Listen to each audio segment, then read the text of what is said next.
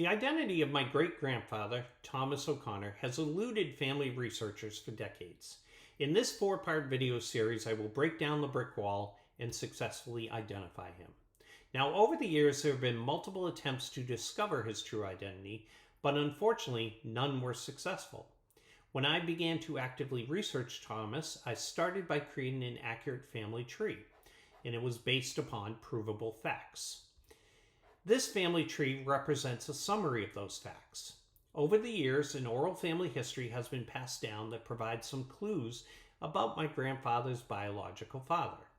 My great-grandfather, Thomas O'Connor, was born around 1880 in the greater Springfield area.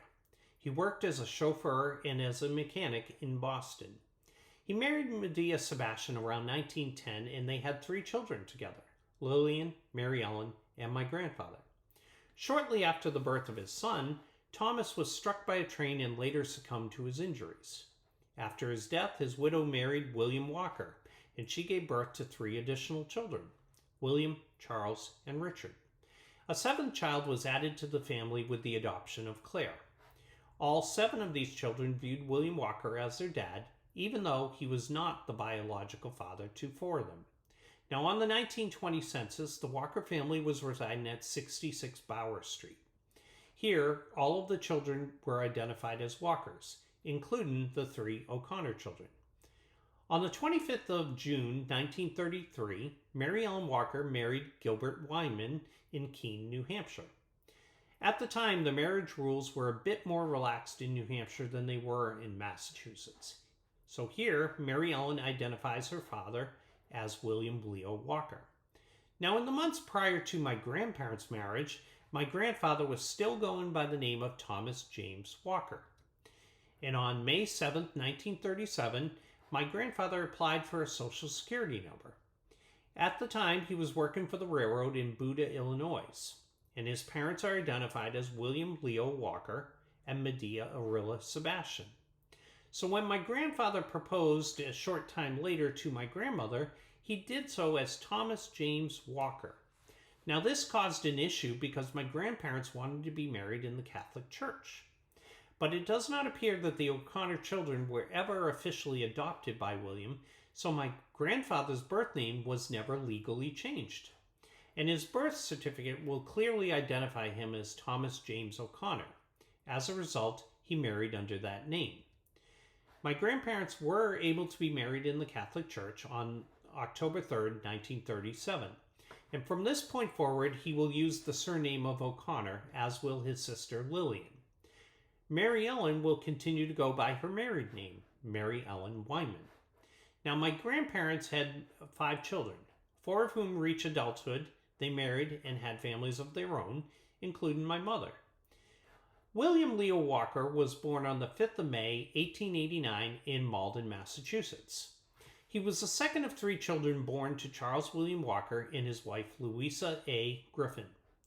When William was about 18 months old, his mother died after giving birth to the 3rd child. William removes to Boston and eventually settles in Roxbury around 1908.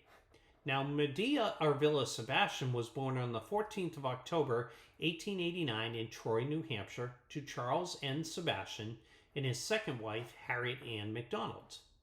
Now, when Medea's parents married, it was a second marriage for both. Both of their marriage had ended upon the deaths of their respective spouses. But what is important to note here is that there were children from both of the previous marriages. So upon the marriage of Charles and Hattie, the Sebastians become a blended family. Medea is the 8th overall child born within this blended family. And the Sebastians were moved to Massachusetts shortly after the 1900 census, and they eventually settle in Roxbury around 1908. In 1910, the Sebastian family was renting an apartment at 2040 Washington Street in Roxbury. Here, we find Medea living with her mother and 5 of her siblings. And as of this date, Medea is single.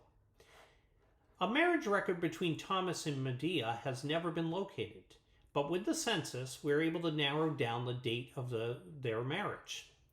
Thomas and Medea would have been married between the 22nd of April, the date of this census, and the 1st of June 1911, which is the date of Lillian's birth. Now here on the original birth records, we find that on Lillian's birth record, the informant signs a certificate, and in this case, it's signed Mrs. Medea O'Connor, which indicates the marriage. Now, Medea has indicated that she is born in Troy, New Hampshire, and her husband was born in Springfield, Massachusetts, and at this time he's working as an auto repairer. Now, on Mary Ellen's birth record, the informant is the doctor. Now, although the doctor's handwriting is poor, the record does show the middle names of both parents as well as their ages. Thomas's occupation is now listed as a chauffeur, and in the context of the time, this simply means driver. My grandfather's birth record shows that he was born as Thomas James O'Connor, Jr.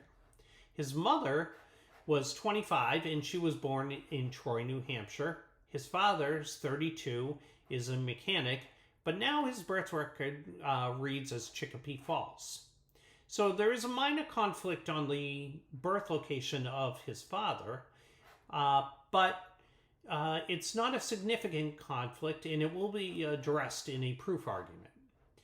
Now, the marriage certificate between Medea Sebastian and William Walker indicates that it was the first marriage for both, but we do know that this was actually Medea's second marriage. In the next video, we will look at the research that went into creating a proof argument that identifies the most likely candidate to be the correct Thomas O'Connor.